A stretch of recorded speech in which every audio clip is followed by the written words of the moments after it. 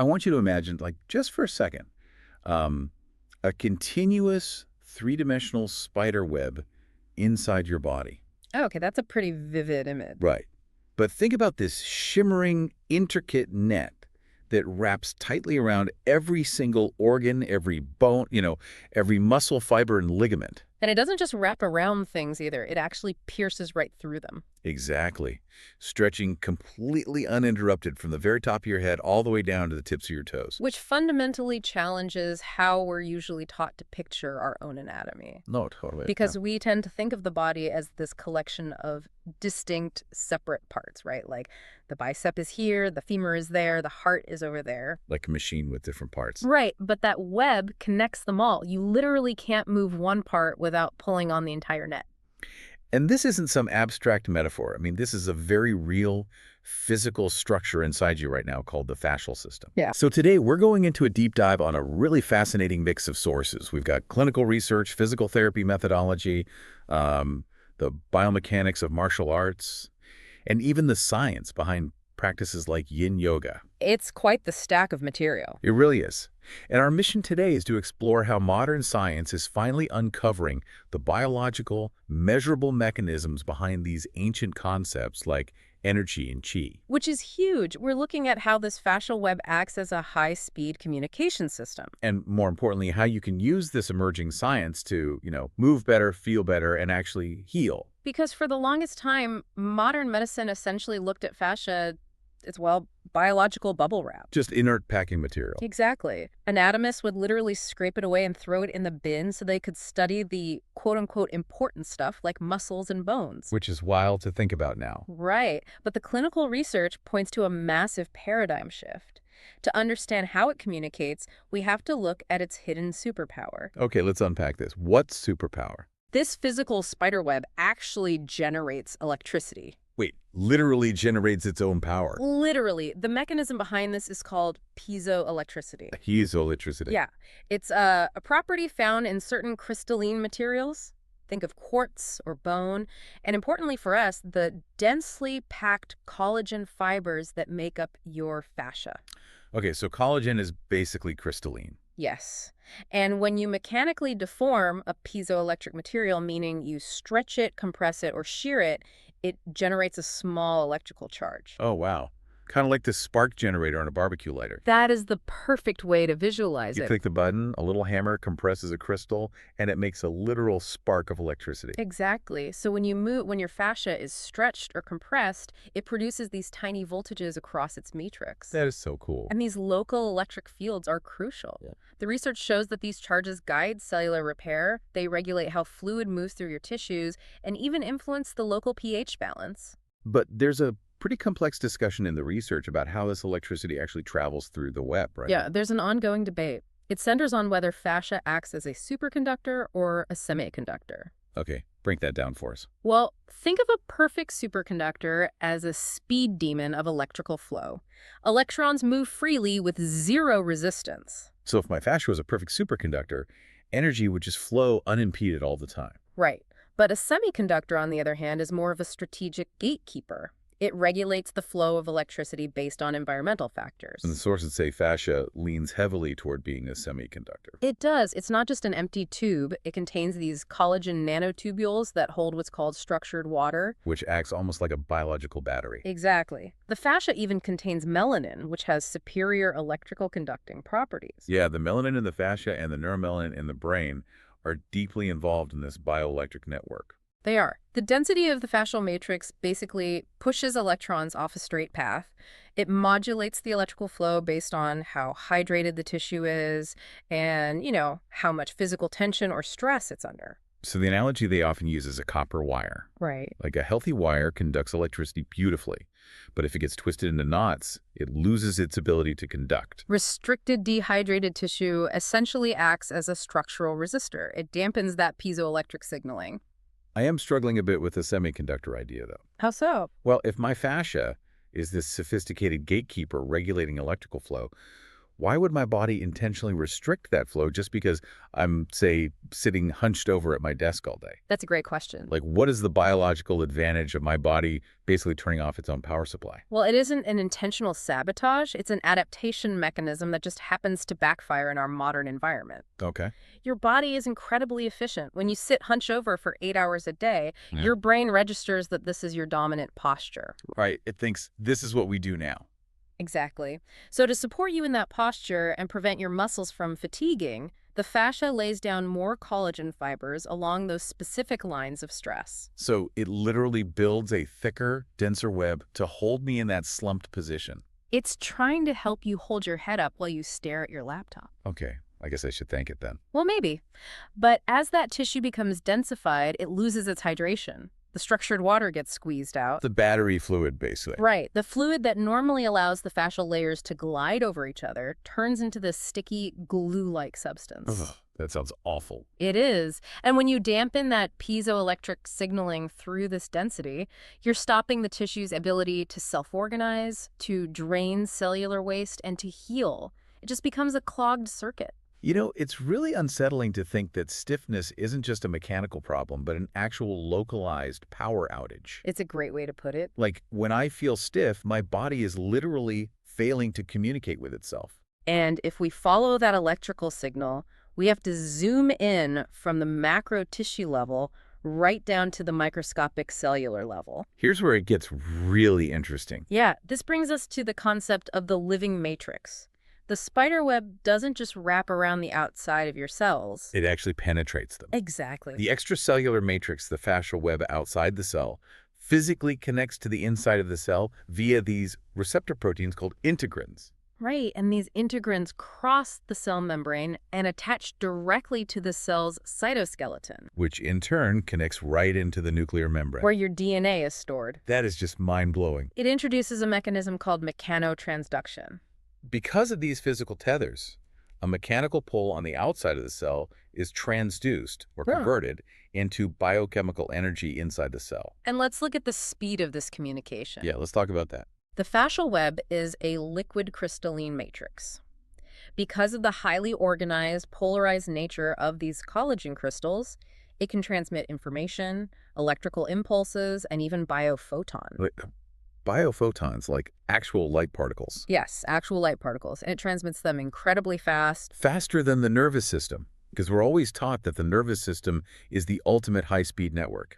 Much faster, actually. In the context of this liquid crystalline communication, the nervous system is quite sluggish. Seriously. Yeah.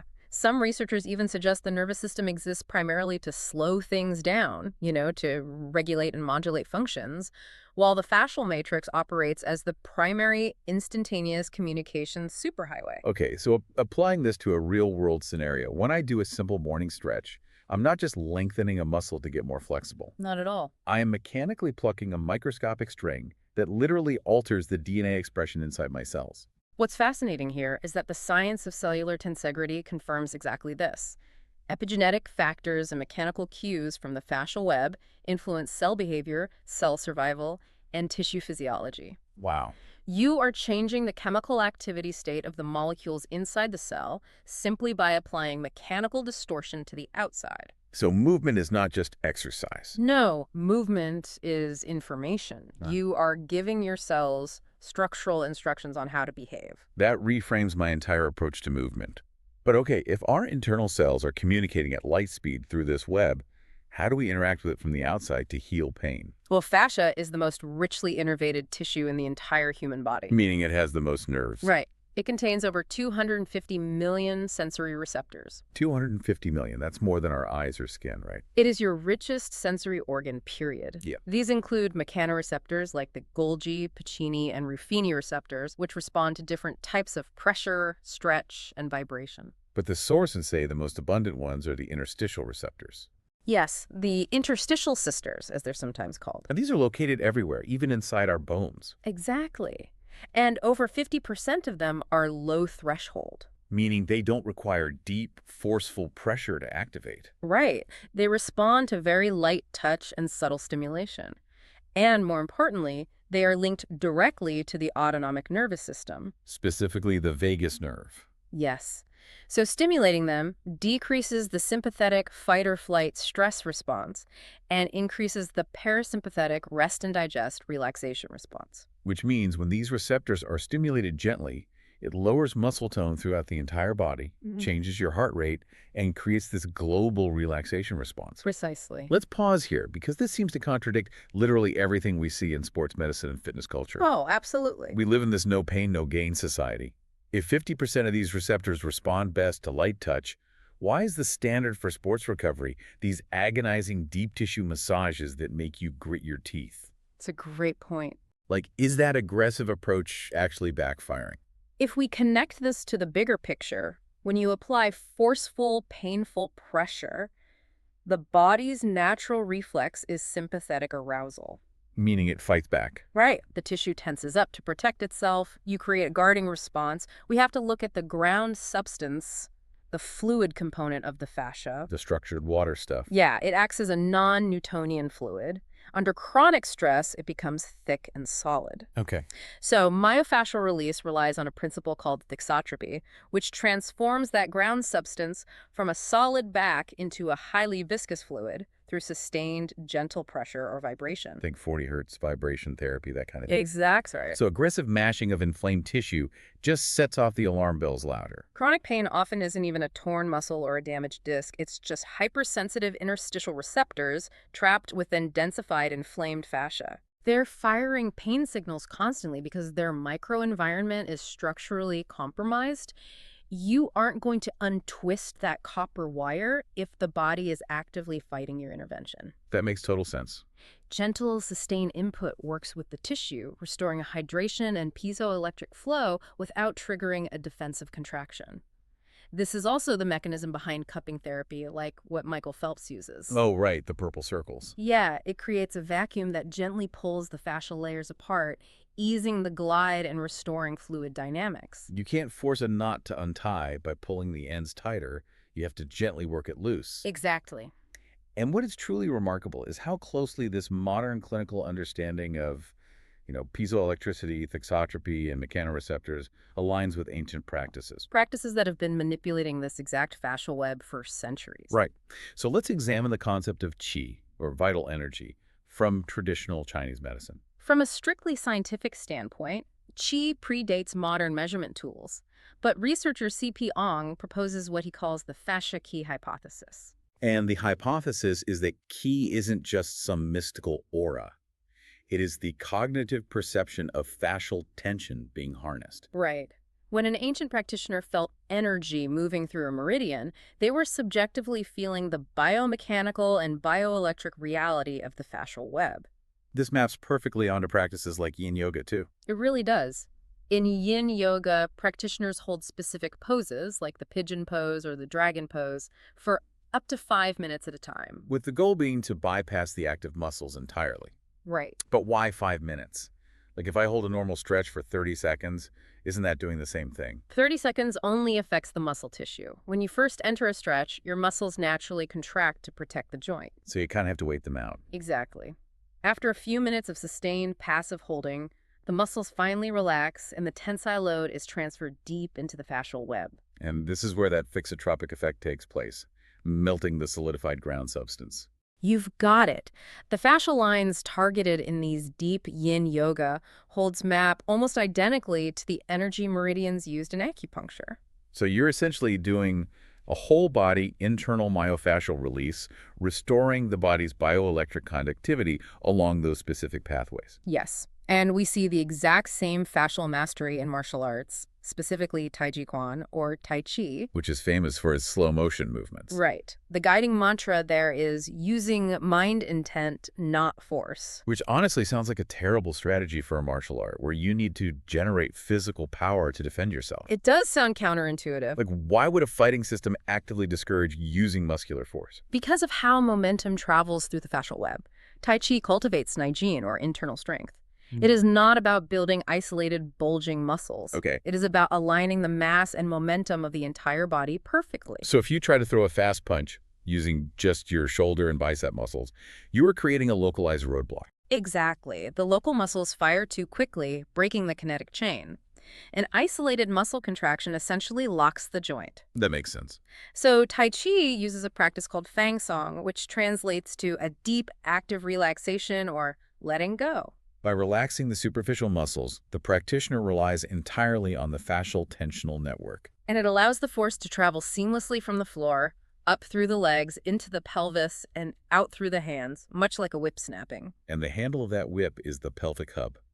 In Tai Chi, the center of movement is the dantian. Located just below the navel. Right, working in concert with the kua, which is the complex of the pelvis and hips. The dantian serves as the physical control center for the body-wide fascial web. The deep abdominal muscles, the incredibly dense thoracolumbar fascia on your back, the deep lines of the legs, they all intersect at this pelvic hub. So by centering movement at the dantian and using the fascial web rather than isolated muscles, a practitioner can generate explosive, unified force. Called Fascia. Right. The entire body's mass is perfectly aligned without any internal muscular resistance blocking the flow of kinetic energy. You are turning the body into a perfectly tuned whip rather than a stiff club. So what does this all mean? Whether you're doing yoga, martial arts, or just stretching with a resistance band, you are actively tuning your body's strings to conduct electricity better. And the implications of this web extend beyond just movement, too. Let's look at kinesiology and muscle testing. Oh, yeah. Muscle testing is used by practitioners to send signals to the brain to focus on specific energetic blockages. A practitioner will push down on a patient's extended arm and ask them to resist. Sometimes the arm stays strong, sometimes it instantly gives way, testing weak. But how does pushing down on someone's arm provide any real biological feedback about an energy blockage somewhere else in the body? Like, how does that mechanism actually work? It comes back to the concept of tensegrity and those cellular integrins we talked about. The arm is not acting in isolation. It is part of a continuous fascial line that runs through the torso and down to the feet. Okay, I'm tracking. If there is a severe fascial restriction, a densified, glued down area somewhere else along that line, the structural integrity of the entire web is compromised. So when the practitioner applies a sudden load to the arm, the mechanical pull travels instantly through the web. And the nervous system registers that the tensional network cannot safely support the load because of the restriction elsewhere. To protect the system from tearing, the brain neurologically downregulates the motor output to the arm. The arm goes weak. The practitioner is basically using the arm as a biofeedback lever to test the integrity of the fascial pathways. Which, again, correlate deeply with the meridians and chakras of traditional medicine. It's all connected, whether it's the dantian in martial arts, the meridians in yin yoga, or a structural restriction in kinesiology. We are looking at different cultural lenses describing the exact same continuous bioelectric neuromechanical web. It really changes how you perceive your physical self. You're not just a collection of parts. You are a living, electric, fluid, crystal web. Absolutely. How you move, how you hydrate, and how you relax directly and measurably impacts your cellular communication. Every time you hold a deep stretch, practice mindful movement, or even just focus on breathing into your lower abdomen, you are actively tuning your body's physical strings. You're mechanically plucking your cells and conducting your own internal electricity. It's amazing. Yeah.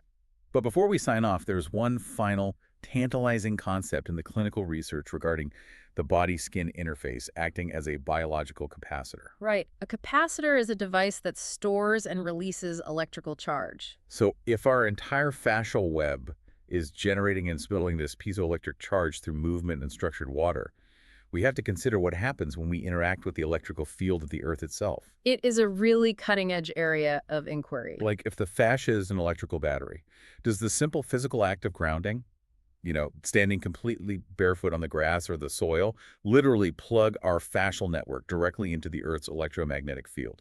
The theory is that the skin might act as a conduit to discharge trapped inflammatory electrical pain signals back into the earth while simultaneously drawing up a balancing charge. The idea that stepping onto the dirt isn't just a nice way to improve your mood, but might be an actual biological reset button for the 3D spiderweb inside of you. I mean, it gives you an entirely new reason to go outside. It certainly does. Think about that the next time you take your shoes off in the grass or the next time you reach up to stretch your arms.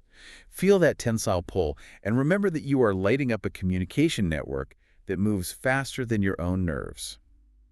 Thanks for joining us, and we'll see you on the next Deep Dive.